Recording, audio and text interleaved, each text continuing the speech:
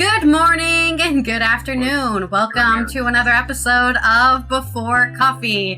What is it today, everyone? Wacky and Weird Wednesday, one of my favorite days of the week because we get to cover all the weird oddities, the offbeat news that you just haven't heard of. You can't believe they're even happening, but don't trust us. These aren't April Fool jokes. They're all real. People are doing these things, and animals, and events, and science, and all that kind of stuff. This is Before Coffee. We're not making it up. Yeah, I hope not. Yeah, we're all about truth over here. I hope these are real. It could be fake stories. I don't know. Maybe, but that's why I use reliable sources, I suppose. This is Before Coffee. Definitely make sure there's one story on these. Yeah, that's true. If there's like multiple people following it and they're all big news sources, then they're probably right. They probably also checked it. I don't know. And they're not AI. That's not the point. The point is, it's weird and wacky for sure. And this is Before Coffee, the father and daughter comprehensive news of Planet Earth podcast, where we look up our stories 10 to 15 minutes before we've started. We've just got some caffeine. We're learning to read our stories live on stream. So let's get into today's headline. Today on Wacky and Weird Wednesday, drunk EasyJet pilot seen stripping off at a hotel bar. And we must admit that this video of two small robots punching each other with boxing gloves is pretty awesome. Oh yes, and in other weird news, a man perfectly frozen in ice for 28 years, and a glacier just spit him out. And in other weird news, an angler hooks a 4-foot alligator in Pennsylvania. In Gravelines, Loud enough. jellyfish shut down 4 units of nuclear power plant. And just in, cats develop dementia very similarly to how humans do. A new study. Yes, ma'am. And a U.S. teen influencer has been stranded in the Chilean Antarctic since landing without permission. And the three elves are cycling all the way to St. Nicholas. In my culture news, Hall & Oates resolved legal dispute through arbitration, a lawyer has said. That's right. And it's National Filet Mignon Day. So if you can afford filet mignon without taking out a second mortgage, go ahead and knock yourself out. It's August 13th, 2025 on Before Coffee. I don't even know what part of the cow it is. And we $8 a pound. Filet mignon's a really good piece of meat, I suppose, but it's always small. Yeah, it's very tender. It's a very small piece of the cow, right? Yeah. It's very tender. It's melt in your mouth, basically, and no fat. You usually cook it rare, or medium rare at the most. If you get a filet mignon and you ask for well done, just don't ask for anything. Okay, just leave. Yeah, just Why get are you a here? hamburger because you're wasting everybody's time. Yeah. It's because it's just get a hamburger, exactly. Then you eat it, it's like, wow, this is really dry. Yeah, no shit, huh? Yeah, you rendered all the fat away because you had to get it well done. Very real. They have to wrap it in bacon to keep any moisture inside of it. That's why filet mignon is wrapped in bacon. The only reason. Plus bacon. Hey! Although some people do think it's freaky to combine two different meats, right? Like pig and beef. Muslims and Jews definitely won't have filet mignon with the bacon on it, right? And maybe that's what happened. And yeah. Indians won't even eat the filet mignon. Right? No, they least wouldn't. The Hindus. Though I think a carbonara, which is made out of pork, is pretty good. I don't know what a carbonara is in American. I've only heard about it here, sir. I'm a practical human. I will eat whatever doesn't make me sick. I think it's a very specific part of the pork. I don't know where. It's only 2 things today. It's National Prosecco Day. I don't know what that is, but I can look it up. Prosecco is not champagne. Because technically champagne is a brand. It's a brand from Champagne. So if you're drinking champagne that isn't from Champagne, they call it Prosecco. And it's cheaper too because it's not from Champagne. Right. Yeah, it's like drinking cognac, which I think cognac is just like a brandy, isn't it? But if it's not from cognac. Cognac is Napoleon brandy. It is brandy. Exactly, it's brandy. But if you say I'm drinking it and it's not from there, you're incorrect. It's a French thing. Oh, I got you. But So yeah, champagne is of course, only brandy from the city of Champagne. It was made there. It's from the grapes there. And that's why you have to pay Brandy way is too much money distilled for it. Brandy is distilled wine, right? They Yeah. extract more alcohol from the wine to make you drunk faster. And I Prosecco thought is it was just some kind of soda with wine in it. White wine with soda. the picture was wine glasses from the top, so I thought it was one of those what do you call it, the charts where you get circles, what's that called again, the Venn diagrams. I thought it was a bunch of Venn diagrams, but it's overlapping wine glasses pictured from the top. For National Venn Fine Diagram Wine wine Day? Okay. Let's It roll our looks like a segue wine. reel. It looks like a bunch of Hey, circles. I know Prosecco is not. I circles. never heard of Prosecco until I came to Europe. It sounds like something you need a shot for. Oh, the doctor said I had I've got Prosecco! Oh, crap. Our we got first scales on the segue sides. Is an alliteration headline. And we have two I haven't stories. done that in a while. I have to Yeah, I've been doing the alliterations most of the time. This first story is coming out of the UK. We were talking about a lot. We've been talking about a lot of pilots getting into trouble this summer, and I guess it's the time to do it. It's from Neil Lansfield on The Independent. An EasyJet pilot has been suspended after allegedly being found drunk and naked at a luxury hotel in Cape Verde. The captain was scheduled to operate a flight from West African island nation back to the United Kingdom the day after the incident. According to The Sun, the pilot arrived at the 5-star Melia Dunas Beach Resort and Spa on the 4th of August. He reportedly engaged in a drinking session at a bar that extended into the early hours of the 5th of August. It was at 2:30 a.m. that he was seen stripping off and proceeded to walk through the reception area before entering the gym and the spa, the newspaper claimed. He's like, I'm gonna go hang out in the spa. Let me get undressed here, though. I don't want my clothes to get wet. I'm also drunk. The Sun did not name the pilot in the reporting. Don't worry, all his friends already know about it. It claimed that the stunned EasyJet passengers recognized the paralytic captain and raised the alarm. Oh, so it's just people not minding their own business? That's what it sounds like, right? This guy's off the clock, enjoying his time at the spa. Wait, isn't that my pilot?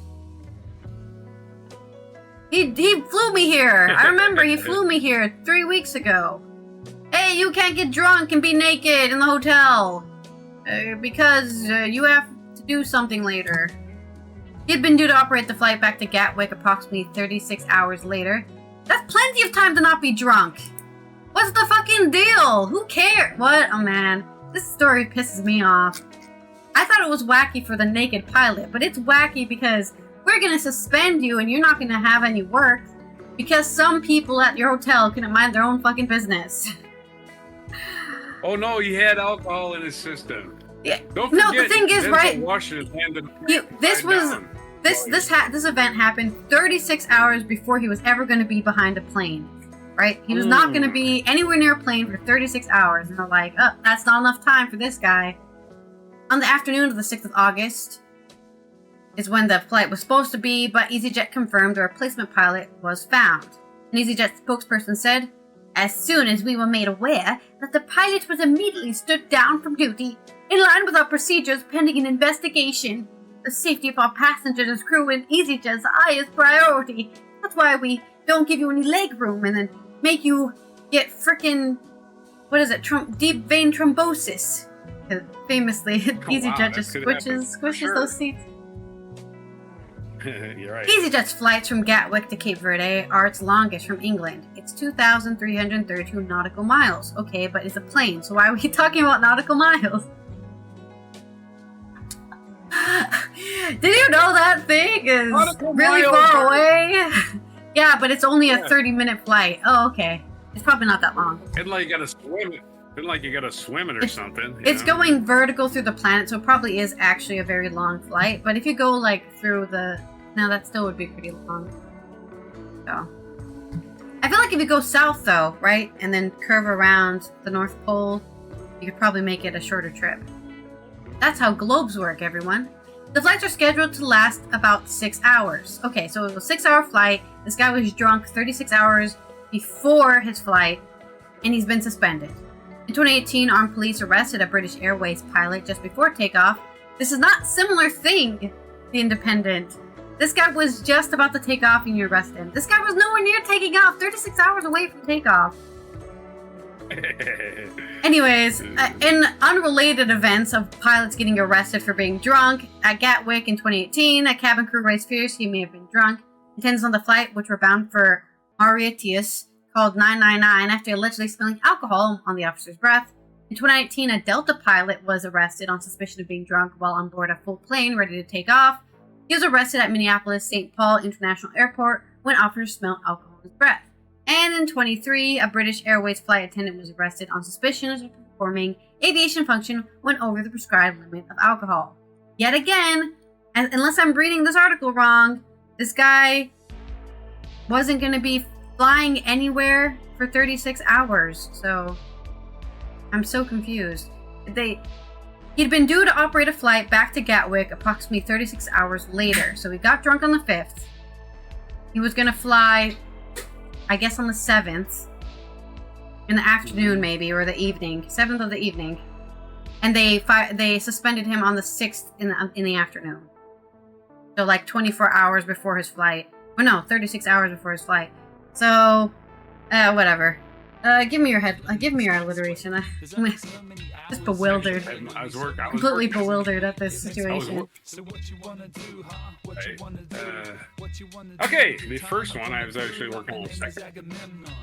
Bastard pilot prolifically pounds. Let's see. Bastard pilot prolifically pounds plentiful pilsners participating in posh pre-flight party. I don't know how many P's that is, but there's a lot of it. If you want to repeat that. That's pretty good.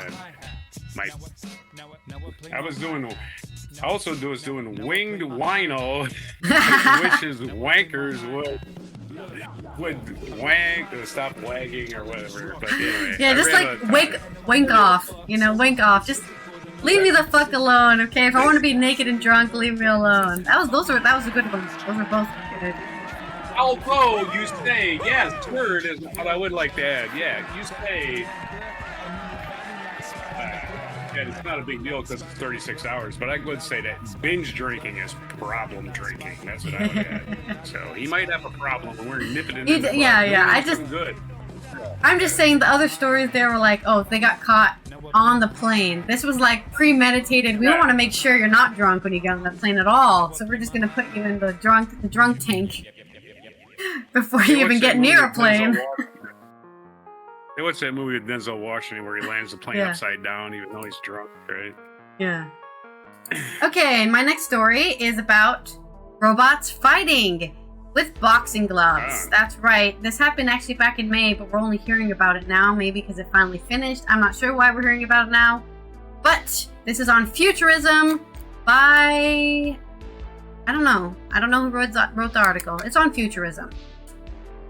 These days, robots with varying degrees of impressiveness can manage all kinds of tasks. But two diminutive humanoids seen boxing with outsized gloves at the recent World AI Conference in Shanghai may take the cake.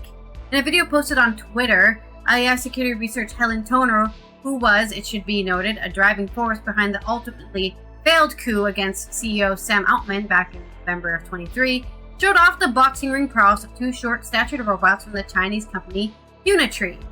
I'm not going to read her tweets because we do not do tweet journalism here. Known as the Iron Fist King, the new robot model has indeed made waves since Unitree unveiled it in a splashy boxing tournament in May. As Toner alludes in her post, these boxing bots aren't quite autonomous just yet. The robots are, for now, remote controlled by human operators who choreograph their ducks and punches, which means that it's just a toy, right? Or, it's still a robot. As somebody who was on the robotics team in high school and went to world competitions for robotics, controlling the robot still makes it a robot. But it's less autonomous than you think, that's all. Well, it's not autonomous at all, because autonomous requires nobody doing anything. Even so, the AI researcher was impressed with the robot's balance and stabilization mechanisms, which she noted in her tweet is a must-be automatic. Yeah, if you want robots to act human, they have to be able to balance and be able to get back up as they fall over.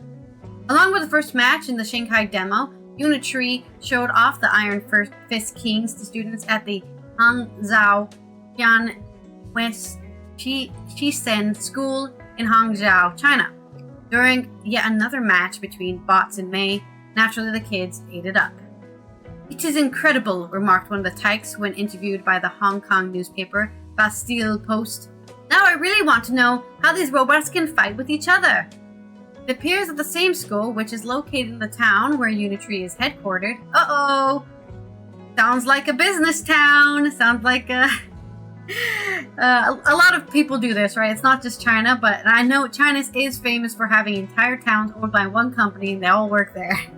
If they don't work there, they're providing something to the people who work there, okay? They're famous for this. We better get these kids really interested in robots so that they all work for us when they're adults. Okay. All right. Unitree's... Why? This is fun! Yeah, fun. ooh, look how fun this is! Now give us your soul. Hangzhou has become the kids in Hangzhou have become something of the test market for the company's wares. Back in February, its better known GI humanoid robot was filmed dancing and overshadowed by two people there. At the AI conference in Shanghai, Toner didn't get a glimpse of G1, but she did see other companies' robots engage in everything from playing tic-tac-toe to cheerleading with real pom-poms. Still, she said that the boxing little robots were the most impressive of the bunch and have seen footage of them in 3 very different arenas. Futurism has to agree. Of course, I've seen photos or videos of robots playing soccer, which is really funny because a lot of them break down or they get stuck and then they have to, a crew comes on the field, right? Like their first aid workers or something. They get a little, what do you call it? Like the thing people lay on. I can't remember what it's called, but you know, when you they put the robot on a thing to carry them and they carry them off like a cartoon. It looks like a cartoon. Like we must, because it's in the way of the soccer game, right? It's just broken down, going, I can't move, I'm broken. Stretcher. I'm looking for the words you want.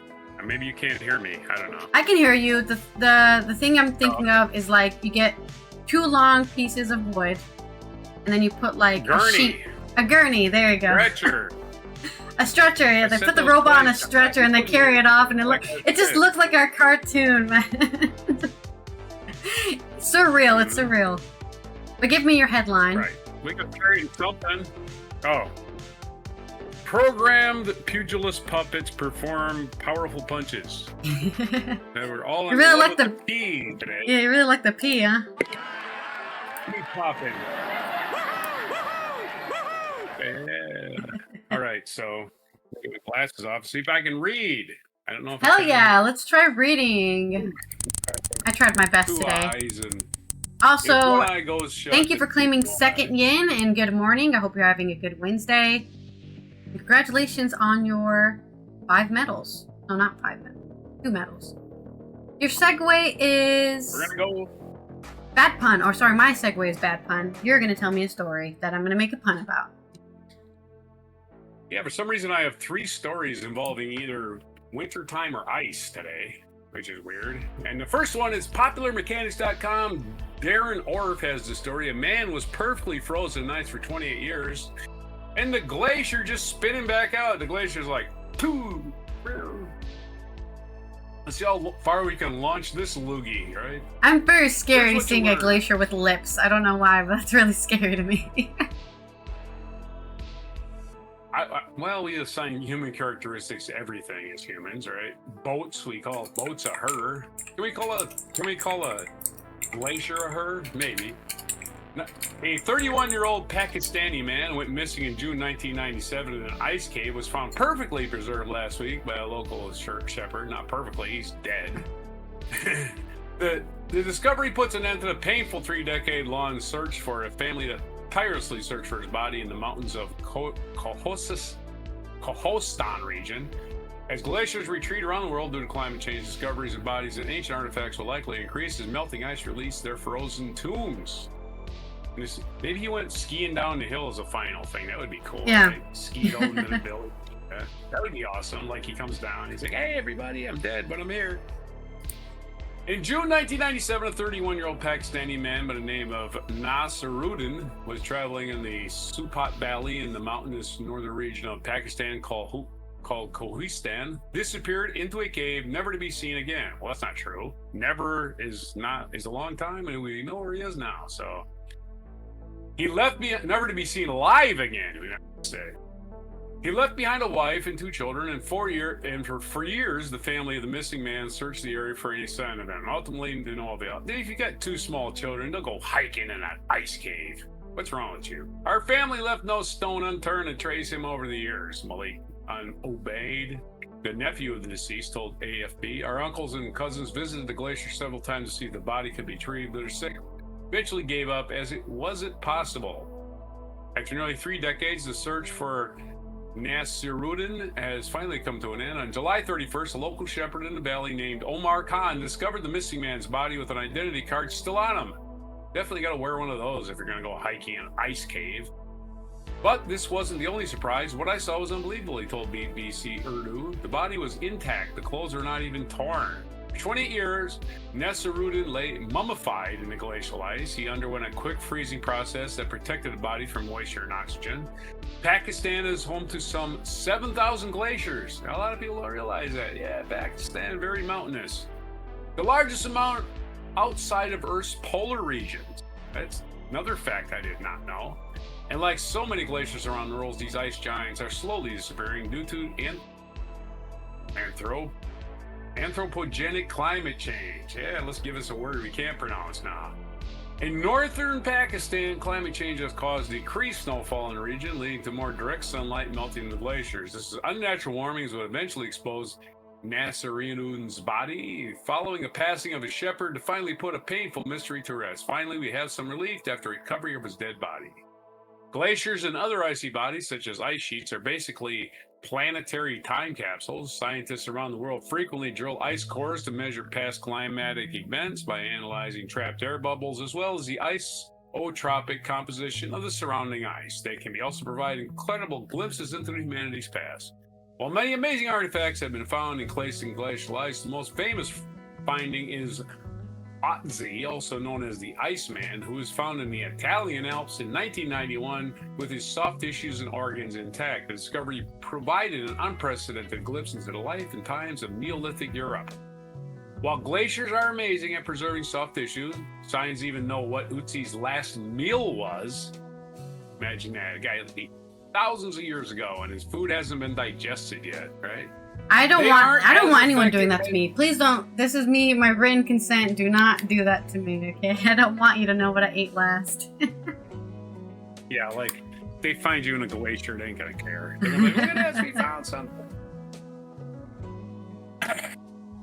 While glaciers are amazing at preserving soft tissue, they aren't as effective as cryogenic freezing, which can perfectly preserve an organism, Ask Walt Disney when he wakes up, or Ted Williams.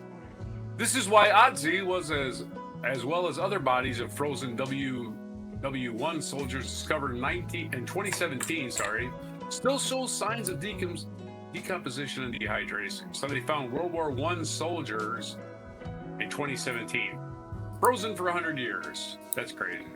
Sadly, Nasiruddin's fate is one shared by many intrepid explorers who venture into these dangerous and cold latitudes. Last year, National Geographic reported that the partial recovery of mountaineer Sandy Irvine, who disappeared on Everest a century ago. In fact, crews regularly conducted cleanup campaigns at the world's lowest peak, often finding long-lost climbers frozen along the mountainside. The glaciers rapidly in retreat around the world will soon see what other mysteries, both tragic and wondrous, that may lay hidden on top of the world. So yeah, glaciers melting, spitting out corpses. Let's have us a segue. Spitting out corpses. Okay, well, I have a pun for you. What did the glacier say when it melted? I'm runny. I'm really, really runny. I don't know. Water, way to go. Water, way to go? Yeah.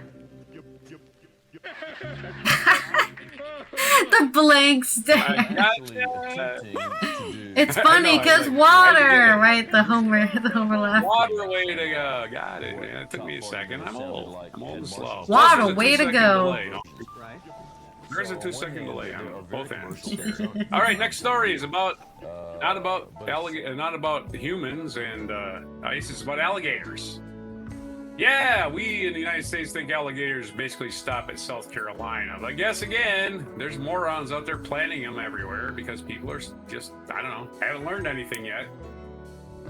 Human history is replete with stupidity, so here we go some more. UPI.com, Ben Hooper has a story. Angler hooks a 4-foot alligator in Pennsylvania lake. An alligator spotted swimming in a Pennsylvania lake was captured by a Florida sanctuary operator who happened to be in town at the time. Ricky Sanchez was fishing from his kayak in Bucks County, Magnolia Lake when he hooked an unexpected catch. He hooked onto something and brought it closer and was like, "Oh no, that's a gator. That's definitely a gator. That cannot be here," Sanchez told WPVI-TV. Sanchez video, which shows the moment the small alligator broke the fishing line and fled, was posted to social media by Bristol Township Police Department. "We have notified the Wildlife Gaming Commission, who will be addressing the situation," the post says. "Please use caution. Avoid this creek until it is safe." That creek empties into something else, does it not? Maybe. News of the sighting reached Kyle Asplund, who runs Jupiter Alligator and Wildlife Sanctuary in Florida. Asplund, who's originally from Bucks County, happened to be visiting the area. It just happened to be. Maybe he brought it with him just to make the news. I don't know. Happened to be visiting the area at the time and decided to investigate. I'm not going to accuse this guy of this.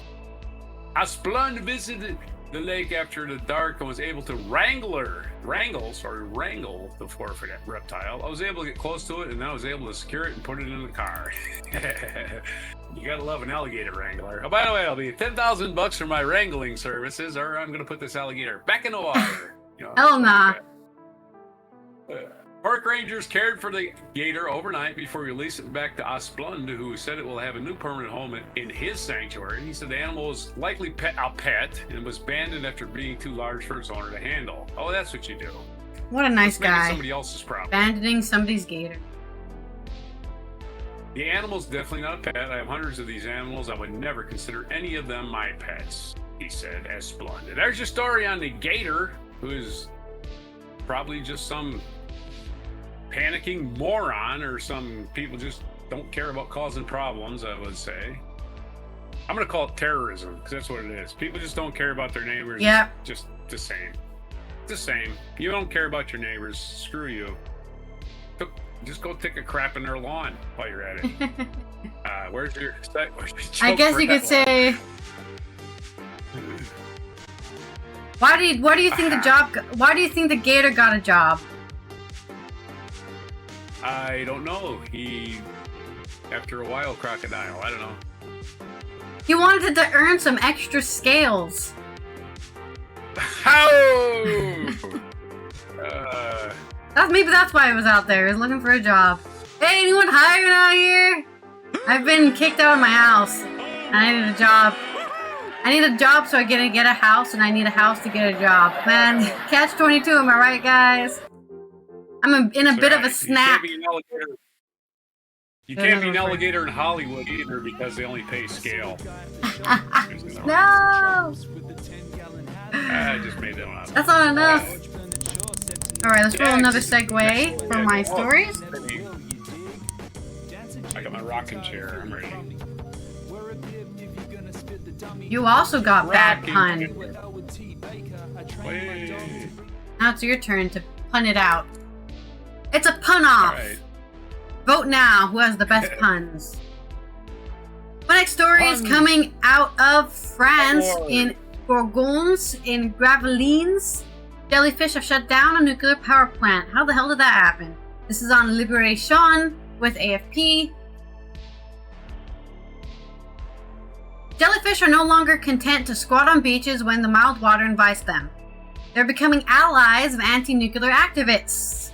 4 units at the Gravelines power plant in Nord were shut down on Monday, August 11th, due to a massive and unpredictable presence of Canadians in the pumping stations from the water used to cool the reactors, EDF announced. The automatic shutdown of Units 2, 3, 4, and 6 had no impact on the safety of the facilities, safety of personnel, and the environment, EDF assured on its website. The plant is thus temporarily completely shut down, as its 2 other production units 1 and 5 are currently undergoing maintenance. According to EDF, production units 2 and 3 and 4 automatically shut down on Sunday between 11 p.m. and midnight before Unit 6 shuts down. Before Unit 6 shutdown is turned on Monday at 6:20 a.m. The plant's teams are mobilized and are currently carrying out the necessary diagnostics and interventions to be able to restart the production safely, added EDF. So this already happened. It's already probably working completely fine now because it's Wednesday now. According to the spokesperson for the energy company, their restart is currently scheduled for Thursday, August 14th. There is no risk of a shortage for the electricity network due to the incidents. However, the same source reassures because other nuclear power plants and other energy sources are currently operating, notably solar. Uh-oh. Big Solar is sending jellyfish into a nuclear power plant to shut down. Located on the shores of the North Sea, Gravelines is the largest nuclear power plant in Western Europe. In terms of the number of reactors, its production capacity, 6 pressurized water reactors of 900 megawatts each. The plant is also due to house 2 new generator reactors, EPR2, of 1,600 megawatts each by 2040. The buildings will be installed on polders, a move denounced by Greenpeace. Polders are, of course, we had to talk about this before, but it's a very specific thing that happens in the Netherlands where you build a dike, around something, like a body of water, let's say like a lake. Then you get some pumps and you pump out all that water into like the surrounding river nearby. And then that kind of dike area is called a polder. So that area that is technically reclaimed land from the water, that's where they're building these new reactors or these new generators. No, sorry, I was right. 2 new generation reactors. Rich farmland. And Greenpeace was like, we could be using that to some bird sanctuary, probably. I don't know. Rich with silt. It's got all as a person who studied environmental science, I do think it's dangerous to build a nuclear power station on a place that can get flooded. So, because that will poison the rest of the water. If it does get flooded, right? The only issue with that is that you have to build nuclear power plants near water sources so you can cool the reactor. Exactly. Otherwise it won't work. It needs water, so you can't do it without water. For sure. Unless we figure out a way to make ice without water. Make cool without water. Yeah. Another way to cool plutonium for nuclear energy. That's the actual action that's happening. You're trying they're not using plutonium anymore. Technically. You're making steam, though. Yeah. You are making heat. You're generating heat. At least I don't think so. I don't know I'm not a nuclear physicist, but I know that in France, right. they're using cleaner nuclear reactants than previously before, which is why people's anti-nuclear power stuff is completely wrong, because they keep on basing it off of what if Chernobyl happens again? It's like literally Chernobyl can never happen again because they're not even doing the same chemical reaction. I wouldn't discredit the anti-nukes because they have a point about not being able to dispose of the waste anywhere. Plus the fact that you do, again, a nuclear reaction will create heat. So there's got to be a way to cool it down. That's the way. There's no power is heat. Well, we're using steam. All of our power is still steam based. Everything is steam based. We haven't really bypassed that. Steam is a byproduct of the turbines moving and the water getting really hot. Yeah, it's a byproduct. It's a waste product. No, I'm 100% sure nuclear power plants work by creating steam and then running turbines, and the turbine kinetic energy is what's made power. Right. Steam drives the turbines, but it's also a waste product. It doesn't go anywhere after it moves. Yeah, you're right about that. Anyways, the incident interrupted electricity production, but did not affect any of the cooling equipment, ensuring the safety of the reactors. Emphasized the Nuclear Safety and Radiation Protection Authority (ASNR), for adding, "This risk is known And the Gravelines power plant has procedures in place in the event of an influx of marine elements, jellyfish or algae, likely to clog its filtrations. Nuclear reactors paralyzed due to a jellyfish invasion are quite rare, but EDF has already experienced this in the 1990s, reports the energy company spokesperson. Similar cases have already occurred, notably in the 2010s in the US, Scotland, Sweden, and Japan. Wow, that's still quite rare, but more common than I thought. In France, 21, another nuclear power plant suffered a 24-hour production drop due to unexpected guests. The school of small fish infiltrated the Paluel power plant in Seine-Maritime, settling the plant's pumping station. So, I think updated at 8:09 p.m. They updated this, I guess, on Monday, but I think for now it's probably fine. Probably nothing else to say. It's like everything's fine. We've put it back up. At this, after 2 days without electricity. Oh, here we go. I have a little small update. After 2 days without electricity production, they're back operating. There you go. I just wanted to look up to make sure because this was for today. They're back up. They've announced that they are restarting. They have restarted the reactor 6, which is always gets restarted in the mornings, and everything's fine and everything is going as planned. There we go. Update finished. Right on. Here comes the bad pun, I suppose. Alligators. Ready for the bad puns? I got 2 of them. Yeah. My mind won't shut down. Alligators wish they could shut down power plants. They're just jelly. That's a good one. Clams, oysters, and mussels also wish they had this power, but they're all just shellfish. It's funny because it's sea creatures. Great puns, great puns. Boy, I tired of the shellfish pun. Is there another story, or do I have? They're so easy. Set up. Just because they're easy doesn't mean they're bad, right. You know? Right, yeah. My next story is a little more somber, and this is about cats developing dementia. Wow, that's pretty wacky, and it's very similar to how humans get it. This is by Sarah Ward on the Herald Scotland. Cats develop dementia similarly to humans with Alzheimer's disease, leading to hopes of a breakthrough in research, according to scientists.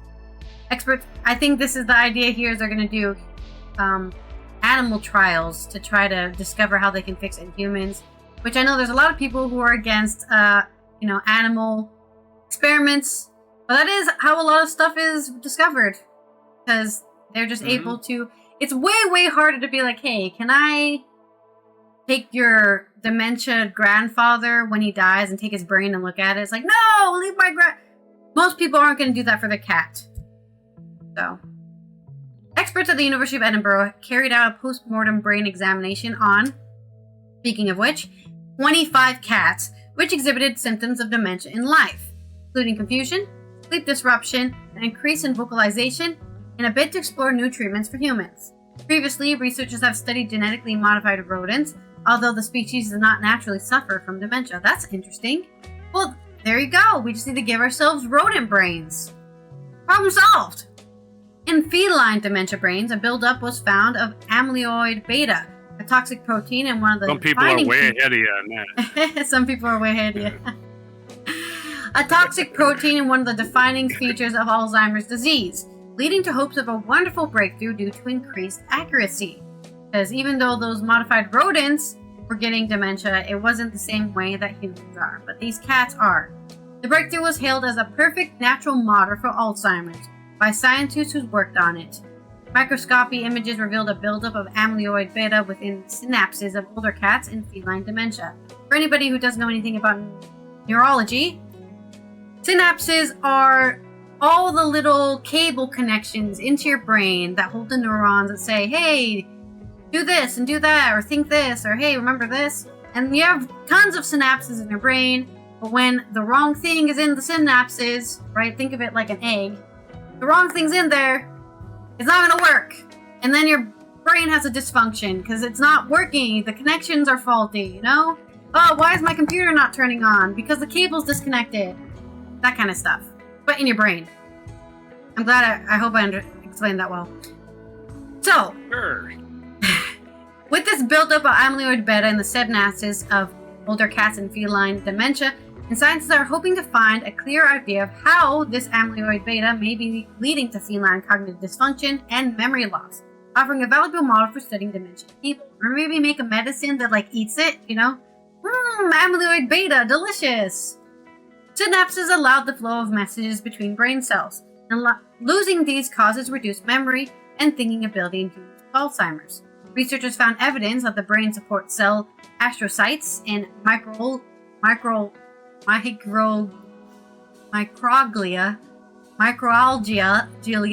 I don't know how to say that word, microalgia, engulf the affected synapses, known as synaptic pruning. Well, that's in the word. The synapses get cut off, an important process during brain development, but which contributes to dementia. So, if you get Alzheimer's, instead of getting your I think what they're saying is synaptic pruning will happen, whether you're healthy or unhealthy. It's gonna happen to you. The problem with Alzheimer's is it puts it on overdrive. So instead of being able to replace and build new connections, it's just you've lost all the connections, right? You've lost 10 connections permanently. You're never getting them back. Wow, I wonder why I can't remember that my daughter's my daughter, and I don't remember my wife died 10 years ago. Because the connection to that has been cut off. Previously, scientists studying Alzheimer's relied on genetically modified rodent models. However, study feline dementia has the potential to help develop human treatments due to increased accuracy, it is hoped. And also maybe feline treatments too. I mean, if you're going to cure humans, cure the cats too. The study, funded by Wellcome and the UK Dementia Research Institute, is published by the European Journal of Neuroscience and included scientists from the University of Edinburgh in California, UK Dementia Research Institute, and Scottish Brain Sciences. Dr. Robert God, I can't say these names today. McGeechan.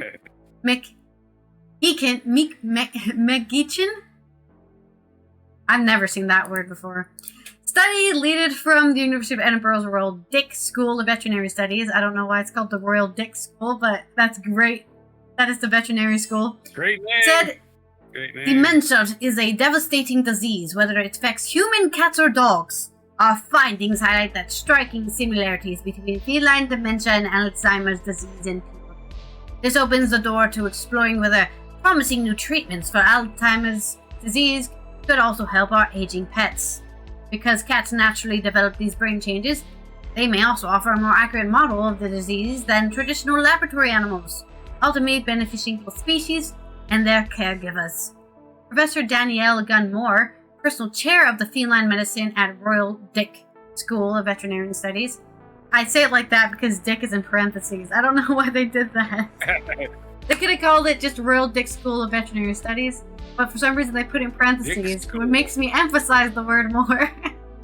Royal Dick School of Veterinary Studies said, feline dementia is so distressing for the cat and for its person. It is by undertaking studies like this that we will understand how best to treat them. This will be wonderful for the cats, their owners, people with Alzheimer's, and their loved ones. Feline dementia is a perfectly natural model for Alzheimer's. Everyone benefits. So, if your cat has Alzheimer's, and you would like to donate it to the study so they can discover a cure, feel free. It's probably easier than, convincing your grandpa to do it. Or maybe it's easy to convince your grandpa because he doesn't remember anything. I don't know. But, there's definitely legal rights for studying the human brain compared to... There's less legal rights for cats, right? They don't have to sign a consent form. But there's your story. Give me a pun about cats losing their memory, I guess. I got a headline I wrote before I heard the word Dick School, and then I got one I wrote after I heard Hell Dick yeah. School. Okay. All right, gave it to me. Okay.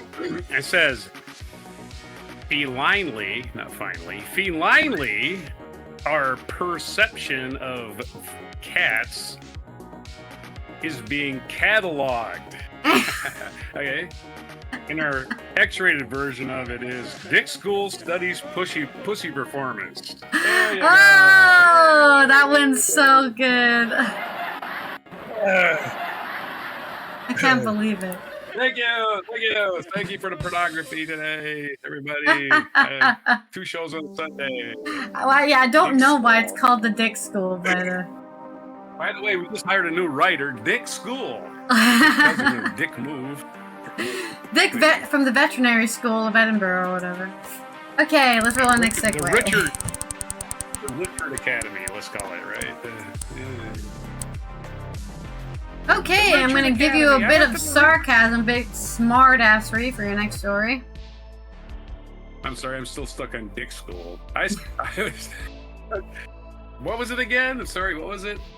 Sarcasm, but I'm the one who has to do it, so... You got the sarcasm. Okay, so the stories, I had my glasses for this because it just makes it worse.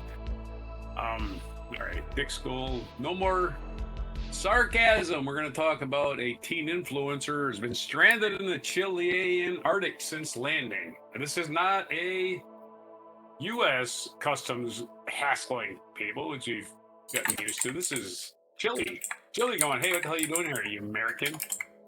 APnews.com. Nayara Batchke. Batchke is her name, I think. Batschkeke.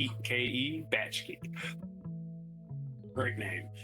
Santiago, Chile. What was intended as a fundraising mission for cancer research has become a nightmare for an American teen influencer, Ethan Guo, who has been stuck since June in a remote location in the Chilean territory in Antarctica. Authorities say Guo landed his small plane illegally. How do you land in a country that belongs to no one illegally? It makes no sense. After providing false flight plan information to officials who opened an investigation. Okay, so he's there illegally. Let him leave. What's the problem? Guo made headlines last year when he was a then 19-year-old teen, began a trip in an attempt to become the youngest person to fly solo to all 7 continents and at the same time collect donations for research into childhood cancer. Well, yeah, let's punish this guy. Yeah.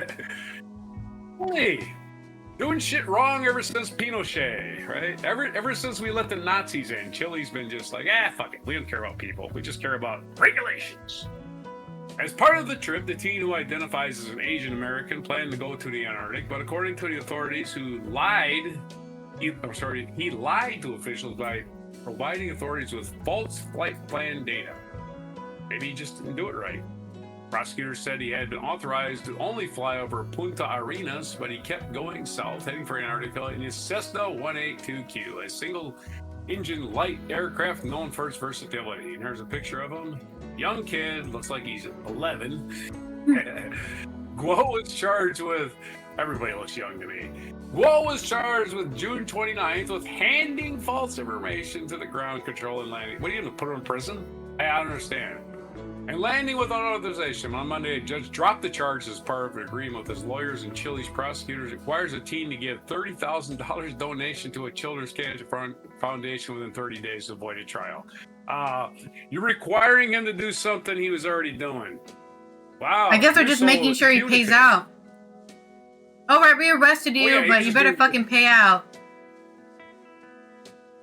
He must also leave the country as soon as conditions allow, and is prohibited from re-entering Chilean territory for 3 years. Oh, well, geez, Chile's got a good sense of humor about this, and I'm being sarcastic. In place of your sarcasm, sorry.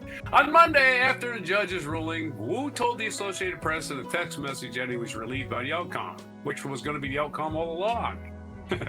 There's absolutely nothing they changed other than wasting his time. Yeah. For the past 6 weeks, being charged, he has stayed in a military base. So hopefully he was fed well, right? I hope the Chilean military has good food. He was not forced to stay there, only to remain in Chilean territory, but because of, let me go somewhere else where nobody's going to feed me, right? We run away from my family. Right. He probably didn't even care all that much about being detained as long as he's being fed. I know I wouldn't. I'd be like, cool, I get to meet some new people who are also being detained. Maybe we can form a club. But because of being in the Marine Corps, I always want to tell you this. Being in the Marine Corps and talking to my brother who is in prison, right? Yeah. Marine Corps is worse. And he agreed with me, by the way. So Marine Corps boot camp is worse than prison. He agreed with me. It's like, look, at least in jail, you don't do shit. You don't do shit, you don't gotta do it. And they still feed you. Right? All right, back to this. He was forced not to stay. He was not forced to. He has been unable to fly his Cessna, so they wouldn't let him leave the base. They would let him leave the base, but he wasn't allowed to fly. Chilean prosecutor Christian Crisoto on Monday told reporters that Wu's plane does not have the capabilities to make a flight without providing details. It doesn't. Seems like he flew it in there. But the American teen influencer said he was talking with his lawyer to see if there's a way he can fly it. I remain in Antarctica awaiting approval for my departure flight. Wu told AP, sincerely hope they give it to me soon so that my plane can continue with my original mission. The prosecutor's office said Wu must also pay all costs for his aircraft security and personal maintenance. Aircraft security is what you guys thought of. He didn't give a shit about that. Why should he have to pay for it? Personal maintenance during his stay. What, he has to pay for the toilet paper? I'm not sure. During his stay in the military, he also has to cover all expenses for his return. Again, the kid's doing it for charity, you piece of shit government. It's for charity. He's not doing it to make you look like fools. You're doing that all on your own. Go ahead, your my sarcasm? Yeah, I saw this story on my social media, I think a couple days ago, or maybe yesterday even. And I was looking at the comments, and people were saying, well, he's a rich kid who can fly a plane. He's probably not going to donate the money anyway. Now he has to do it, right? There's people in here who are just living in a different... And there's also a guy who was saying, this is all part of the Antarctica conspiracy. That's right, they're keeping secrets down there, and that's why they don't let anyone visit. That's right. This is all part of that. And now he's a part of the Antarctica Illuminati. He's been initiated permanently, and now he's to stay on base for the rest of his life. Yeah. He'll never see his family again. Chile is this long, narrow country that's all mountain. So yeah, I mean, what do they got better to do than detain U.S. citizens just to punish them for being U.S. citizens? That's the way I see it. I didn't even know this. I generally did not know that Antarctica was such a protected place that you're not allowed to go there. Like it's a freaking government installation. I had no idea until this story. Oh, I would imagine they don't want people dumping their trash there and shit. This kid is just trying to get. That's the arguments I was hearing. Like people just don't want tourists to mess the whole place up. Right, and it's still winter in Antarctica, so maybe leave when it's summer, sometime in December. Do you have another story? Colder, and it gets warm. Yeah, another story. Okay. We're going to talk about more ice, more cold places, as cold places are starting to dominate our stories now, I guess. This is AP News. 3 elves are cycling from the German town of St. Nicholas to the Finland Santa Claus village in a highly symbolic thing. That's pretty impressive. I don't think they're really mythical beings that we've discovered recently. And the story goes, Santa's elves start early in Germany. 3 postal workers who's delivering the mail. Okay, anyway. Those are all of the postal workers in Germany. All of them. Apparently taking the next 4 months off because 3 postal workers set off Saturday on nearly 3,000 kilometer or 1,860 miles bicycle journey from St. Nicholas, Germany to the small town of Rovaniemi, Finland, which is home to the Santa Claus village, according to the German news agency DPA. This is something I want to do, not necessarily this trip, but I'd like to take a nice line bike trip, just anywhere. I don't care where. As long as there's small towns I can stop in every 70 or 80 miles, Cyclists are traveling north to bring letters and Christmas wish lists addressed to Santa Claus from St. Nicholas. All right, I hope they're stopping in every town. In Germany's Saarland state, to the winter-themed amusement park perched on the edge of the Arctic Circle. St. Nicholas himself, with his long purple cape and tall golden staff, was on hand Saturday to hand over the letters to the 3 elves. The trip will take roughly 2 weeks, as the 3 cycle through Germany, Denmark, and Sweden. So it's only going to take 2 weeks. Shit, I thought it was going to take the rest of the year. They're just going to do it while the weather's nice. Hey, let's do it in the dead of winter. Yeah. Nope. I ain't doing that in the dead of winter. Let's go to Finland. Let's go to Arctic Circle in the dead of winter. Sounds like fun. Gotta go see real Santa. Yeah, if you wanted to bicycle through a glacier, there's your chance. The group is among the Deutsche Post volunteers who answer letters from children worldwide, more than 30,000 annually that are addressed to St. Nicholas Post Office, which has its own postal code. It does that. That makes sense.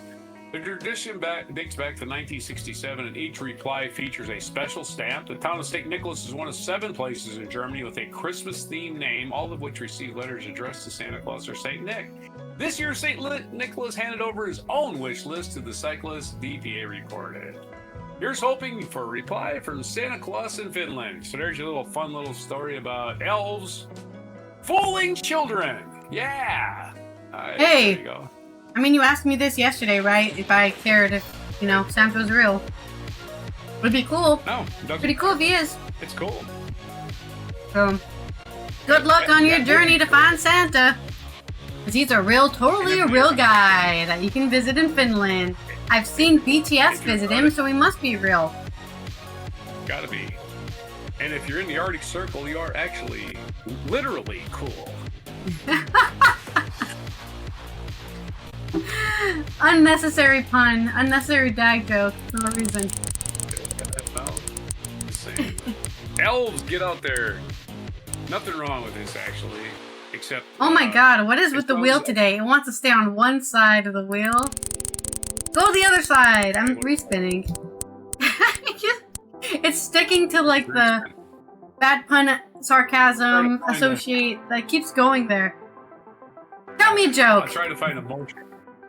Oh, a joke, another joke. Alright, cool. That's similar as do it, whatever. Just as long as it's something different, man. I'm trying to find you a motion picture for this day.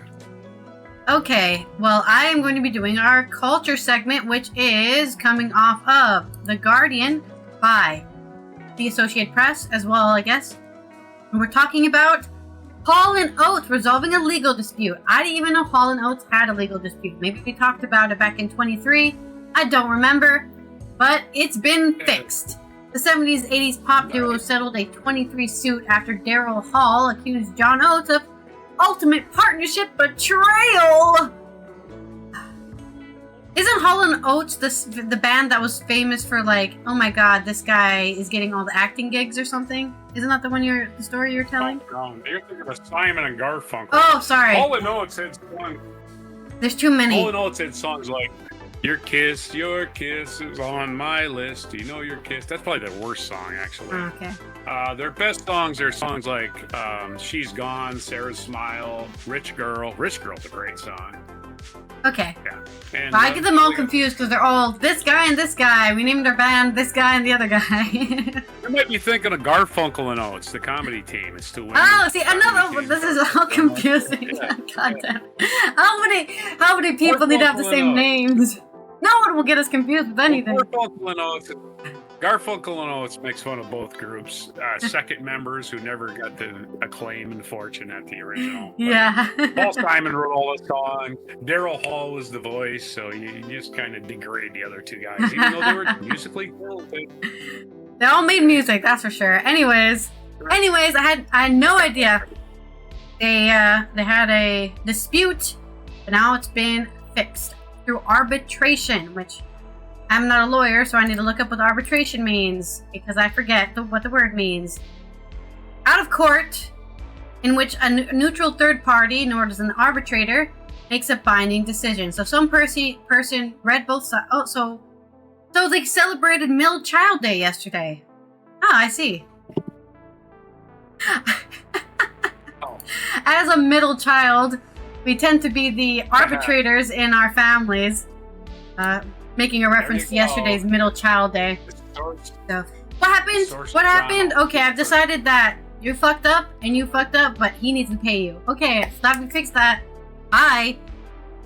They reached a private ending after details of their rift went public in court documents filed in the 23 lawsuit by Hall against Oates, according to the court filing Monday, which was the 11th of August.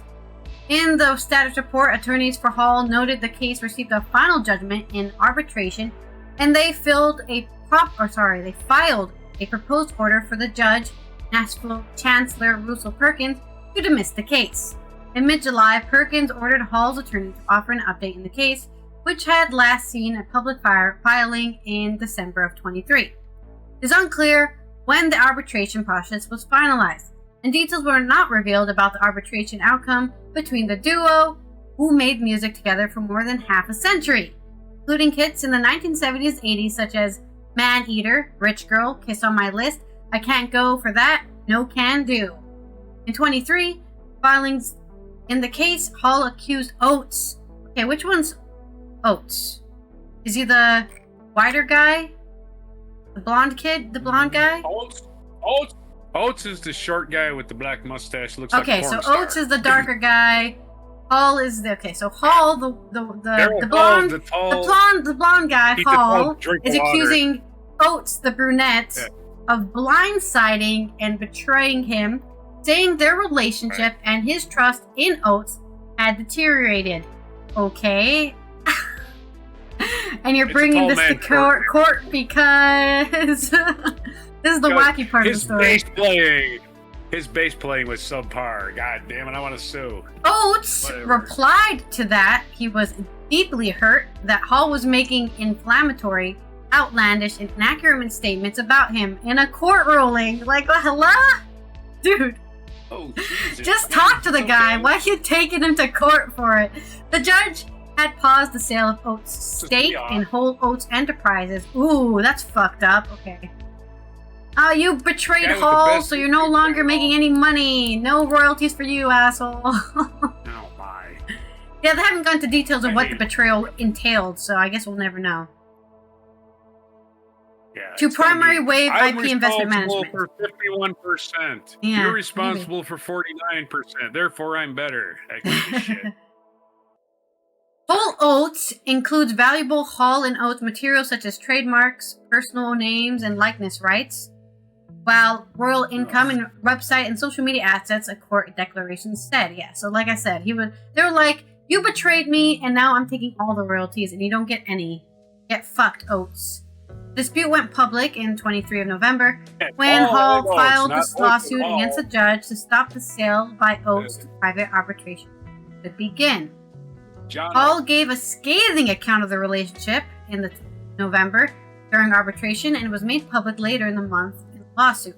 It alleges that Oates and his team engaged in the ultimate partnership betrayal by pushing to sell his share while telling Hall's associates that he wanted to maintain ownership. So he was going to cash out on his share of the company, and he was doing it behind Hall's back. No, we're not. I'm not selling my share. He's totally selling. He's cashing out. This guy's cashing out. Which could be very worrying, right? Because as we talk about all the time with economics, it's all fake. But if you have a share in a company and you've decided the worth of the company is $1 million, you can sell your shares and make, like you said, right? If you have 49% of the $1 million, right? You can make around $500K. Woo! But now, because you sold all those shares, the cost, the worth of the company is less. So then Oates got a better payout than Hall would have if Hall, tries to cash out on his shares. And that's the betrayal part, I guess. It happens, right? Yeah. I was more than you were, which is. I think the argument here is that if he wanted to sell his shares, they should have agreed to do it together, and then they do it at the same time, and then they don't have to worry about the worth of the shares going down, I guess. In his own declaration, Oates expressed disappointment with his longtime partner's words, saying Hall's accusations that Oates went behind his back and breached their agreement were not true. Oates declined to go into specifics, saying he was obligated to keep details private, even if Hall did not. Oh, I'm going to take the higher ground, even though I'm probably the one who took the low ground to begin with. Last year, Oates told the AP that he had no communication with Hall and declined to discuss the legal proceedings. He did not see a Hall and Oates reunion in his future. Yeah, I agree. I personally don't see it happening. It's not my plans at all. You can ask Daryl Hall what he thinks. Me personally, no, he says. The Times asked Hall in February if the ship had sailed on mending the pair's relationship. That ship has gone to the bottom of the ocean, Hall told the news outlets. I've had a lot of surprises in my life, disappointments, betrayals, so I'm kind of used to it. Okay, this guy needs to see a therapist. They both need to see a therapist. He needs this. That metaphor What did he say? That shit went to the bottom of the ocean? How is that a metaphor? Shit floats. It's sunk. It hasn't Yeah. sailed, it's sunk, is what he's saying, right? That's not that ship is but sailed. It's not a metaphor. Because the thing with ship is Yeah, sailed is that it could come back, you know? It could come back and pick it back up. But his argument is that there's no ship coming back. Okay? Say goodbye to Hall & Oates. Go listen to their albums if you have them. But don't expect them to go on tour, okay? You can't make me stop watching Daryl's house, even though he's an asshole, because that's a great site. Because he invites other musicians to play with him, and it's live on the internet. It's one of the best YouTube channels. Like when YouTube was new, it was a best channel. It was Hall's channel. Why do you have to turn into a shitbag, Daryl? I'm sorry. Come on, Daryl. What are you doing? That's why I give him my country name, because Daryl Hall. That sounds like a... Daryl. This is Larry, my other brother, Daryl. But is that your joke? About his YouTube channel? No, my joke is better. My joke is actually much better. Hey, go ahead. Oh, is it done? Yeah, that was it.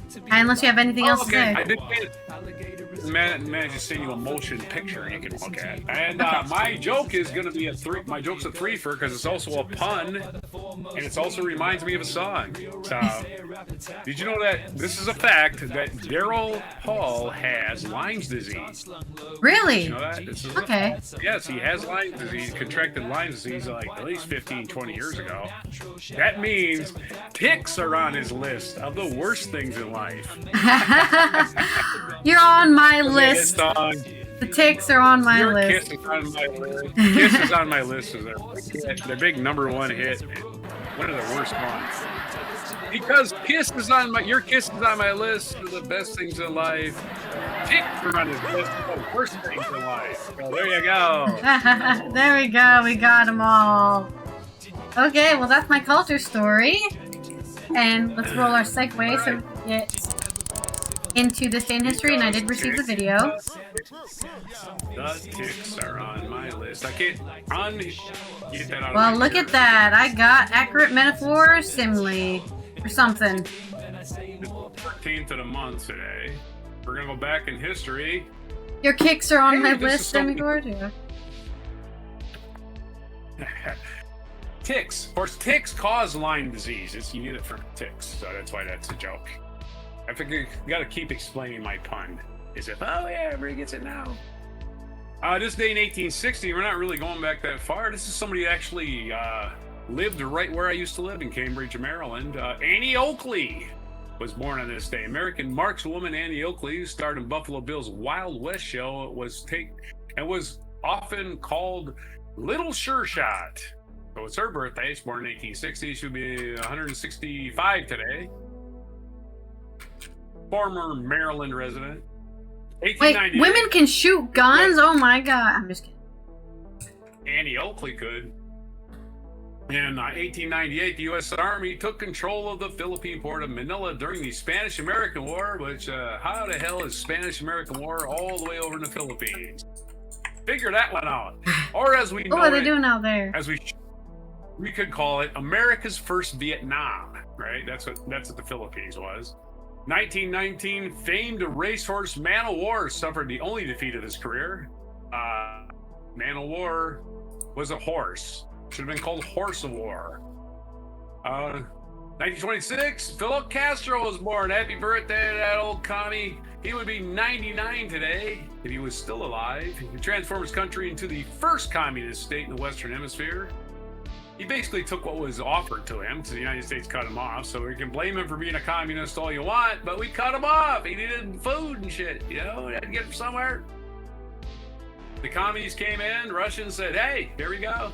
We got a deal for you. Let's put some missiles in there, and we all got us a deal.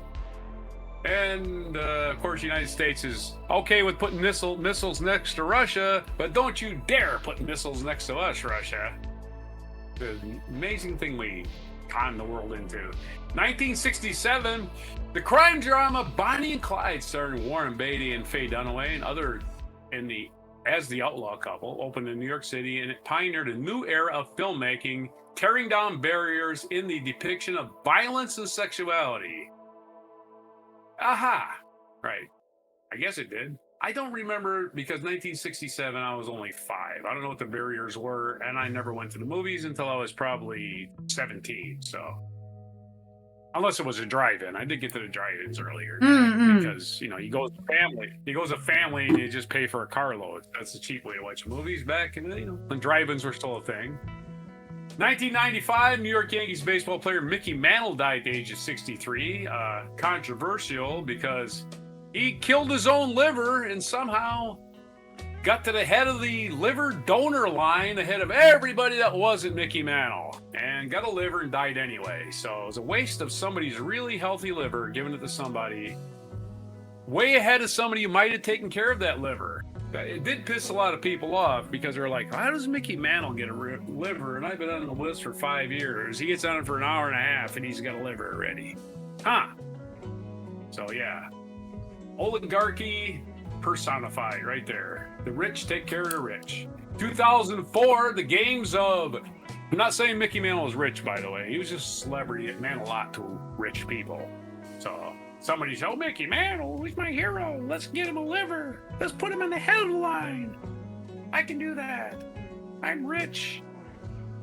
And he died anyway. It was pointless. It was absolutely pointless. 2004, he died almost like within a year. It wasn't even that long. Yeah.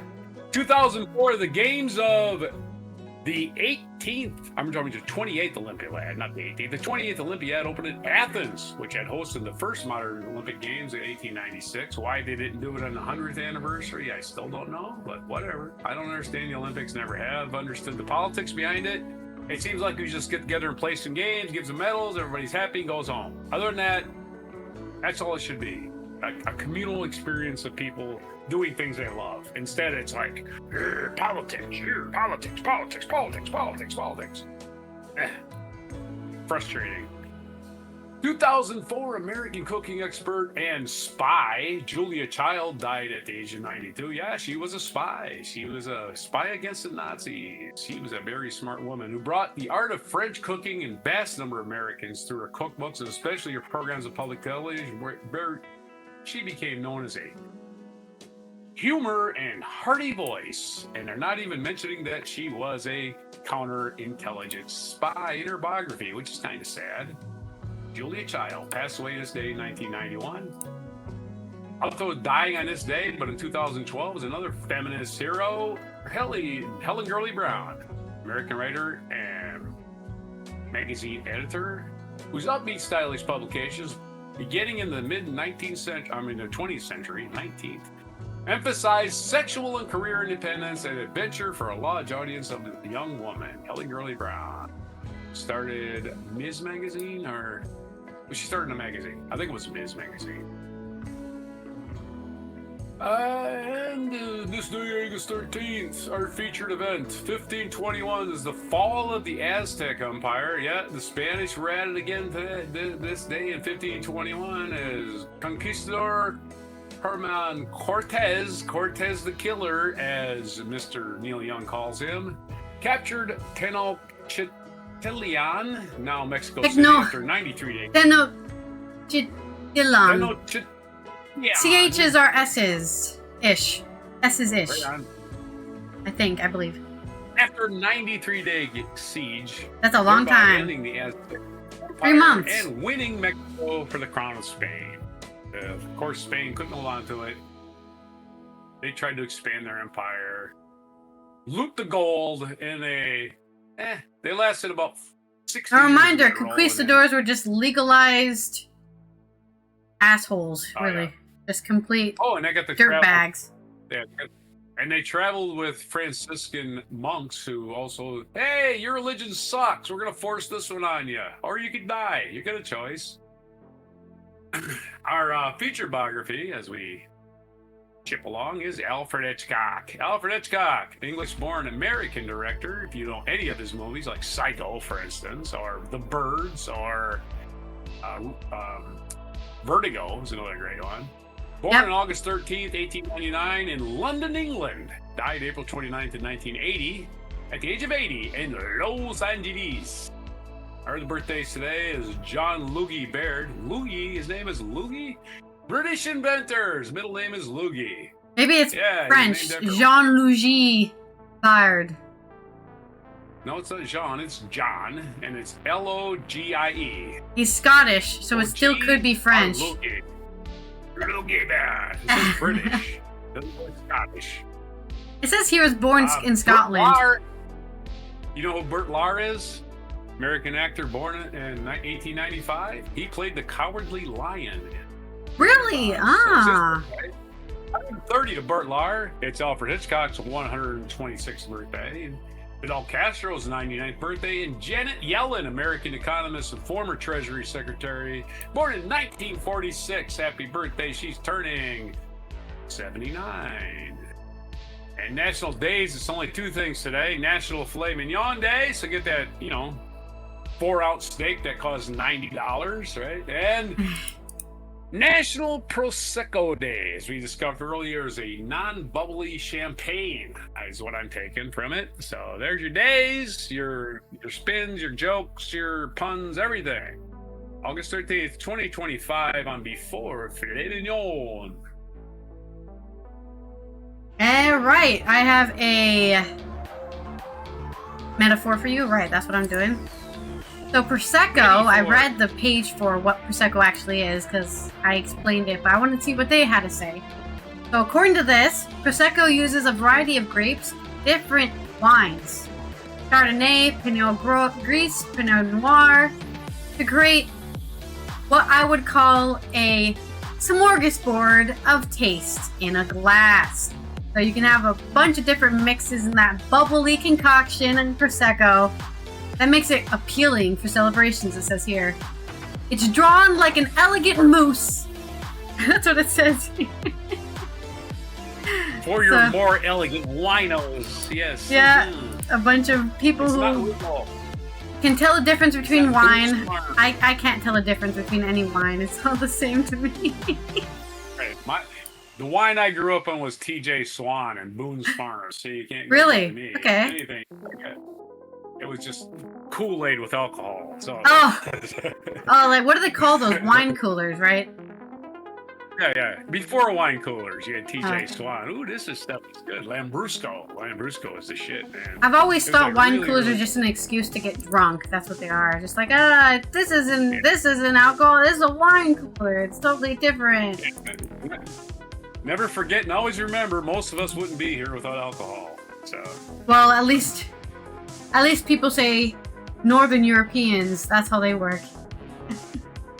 Well, just think of the hundreds of thousands of people that had to get together over the years just for you to exist. Well, actually, interesting enough, on a complete different tangent, but related to what you're saying, if you do anthropology surveys in Africa with two people who live in the same village versus somebody from Sweden and somebody from France, the genetic differences between the two people in the African village are greater than a Swedish person and a French person. Because only 10,000 human beings, right? Of all the ancestors of Europe and Asia, there's 10,000 of them. Only 10,000 people created the rest of the world. So, there's a fun fact for you. The latest data tells us we don't know. We might just start finding frozen people in glaciers that throw that whole thing out the fucking who window. knows? We don't know, right? The latest data. I understand what you're saying. Genetic differences are not as race was a human construct, is what you're saying. Race is a human construct, and the only reason that some of us are whiter or darker than the rest of us is because we only have 100 people that we slept with around us. So that's how you make mutations into a dominant trait, right? Having no melanin is not useful, right? You get skin cancer better than me. Congratulations, you know? I am related to people from West Africa, but not people from East Africa. Yeah. Words, So one dude 10,000 years ago left West Africa and went somewhere. Yeah, or maybe just 500 years ago. I don't know. Yeah, maybe. Who he was, I don't know. I'm not a scientist. He left Africa. He left Africa and came to the Americas. Or she. We don't know. I don't know. I would like to find. I've been working, trying to find it. It's very frustrating because, they don't keep track of slaves or pirates, No. Could have been one or both, right? And it was probably pirates just... settled in America. what do you call it? by mouth. History say by mouth. pirates- Oral history. So, oh yeah, I remember your cousin Tom left the village in, 500 BC or whatever. Right. When I say pirates, I mean slave ship pirates, the people that stole people and brought them to the States, Yeah. which came in every color. They weren't just all white people, so I don't know, right? Could have been a slave. He could have been one of those assholes. I don't know. But either way. It's also... sure. I missed yesterday's International Youth Day, so you can celebrate it today. It was the UN celebrating people being young, whether it be in your attitude or in protecting the future for the youth. Make sure you support Second World Summit for Social Development and have an action plan for youth. Open up those pathways for them to do stuff and do things and not be depressed and be like, why am I here? The planet's going to catch on fire anyways. Why should I even care? Don't worry, guys. There's still reasons to care. As soon as you stop caring, that's given up. This has been Allison from the Netherlands and Roger from the East Coast of the US. As we finish up a Wacky and Weird Wednesday, I hope you've learned all the wacky and weird stuff you've ever wanted to know this week. We'll see you tomorrow for Thursday's 13, where we're going to tell you all about the 13 different... Who knows? Because he hasn't probably made the list yet. So make sure you're following or subscribed so you know when we go live. Turn those notifications on so you get notified and figure out and get ready to argue with us about the 13 things on the list tomorrow. And now here is our mic drop moment. What can you give away any secrets Nice interview. of your theory of scaring people? The Psycho shower scene made many women afraid to take a shower. The art in a of house scaring where they people. were alone for years, some to this day. Yeah. Well, I had a letter from a man who said that my daughter, after she saw the French he's film so Diabolique, British. would never take a tub anymore because Oh, they yeah, had you know seen that. with a man coming out of a tub and taking his eyes out. Alfred Hitchcock was I'm always in honest. his own movies, too. He He always said, put and after himself in seeing there that, as she a never Yeah. take a tub. player. Now, having seen Psycho, she won't take a shower. Ah, it's going to be dirty. As a result, she's very unpleasant to be around. So I replied, I said, dear sir, send her to the dry cleaners. That's very scary because that's chemical. It'll melt your skin off, I think. They'll probably scare her into bathing again. But I was wondering what your theory is of how to make a scene as scary as you did that. Without getting too technical, but a lot of film students are watching because there are a lot of them around the country and colleges. The average movie, I think I've read, is made up of about 600 separate shots. Would that be true? Well, the shower scene in Wow, that's Psycho, crazy. I didn't know somebody calculated that. the knife never touched the body at all.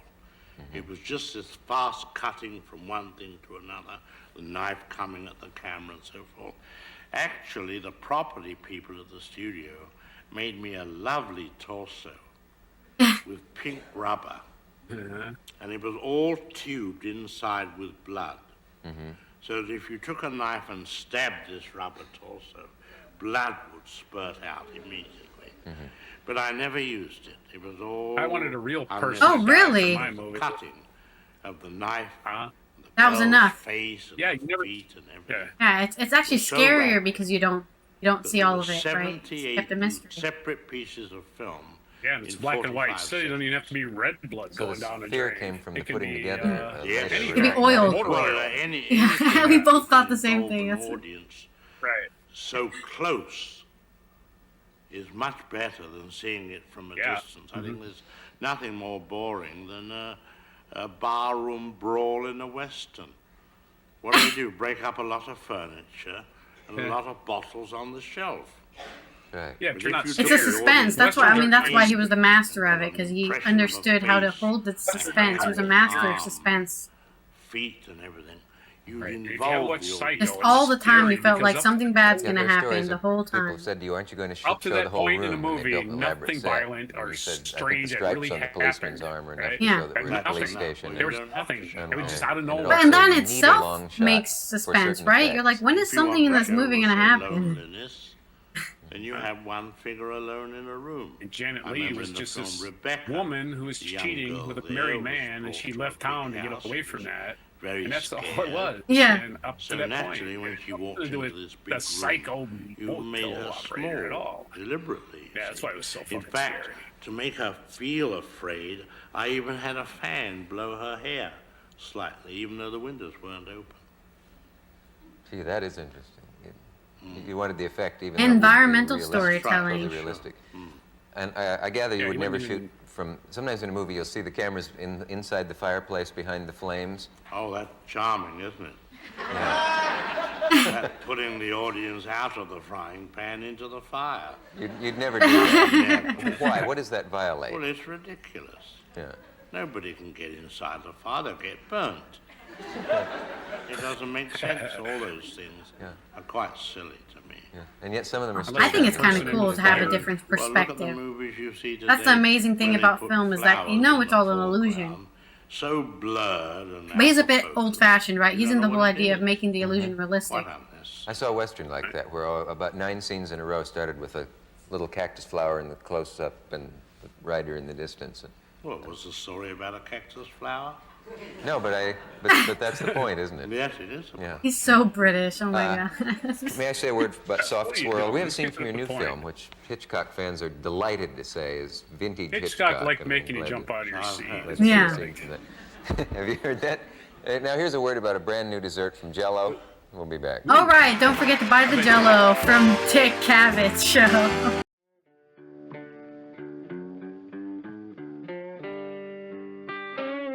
Be sure to hit the like, subscribe, and notify buttons, and follow our other channels, Toxic Alley, History of Gravy, and Scratchy Old Records.